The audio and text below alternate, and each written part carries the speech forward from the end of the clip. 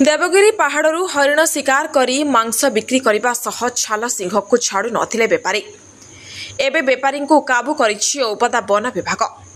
हरिण छाल और सिंह को जबत करने सह 2 जन को गिरफ्त करिछि वन विभाग। जनाजाए केंद्रीय स्वतंत्र गोइंदा विभागर एक टीम और बालेश्वर एसटीएफ एवं औपदा वन विभाग मिलित सहयोग चढ़ाऊ करी 2टी हरिण सिंह गोटे हरिण छाल और गोटे कस्तूरी मृगर नाभि को जबत करने सहित 2 जन को गिरफ्त करिछि।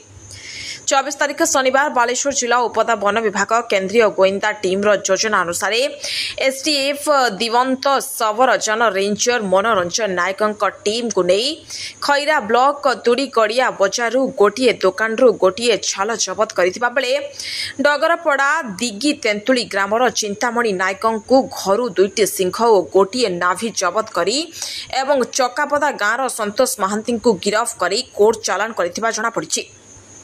एही राकेट रे आउ किए अछंती ताहा औपदा वन विभाग पक्षरु तदंत जारी रहिबो बोली जଣା पड़िछि। बालेश्वर औपदारू कौशल्या नायकଙ୍କ रिपोर्ट देवगिरी न्यूज।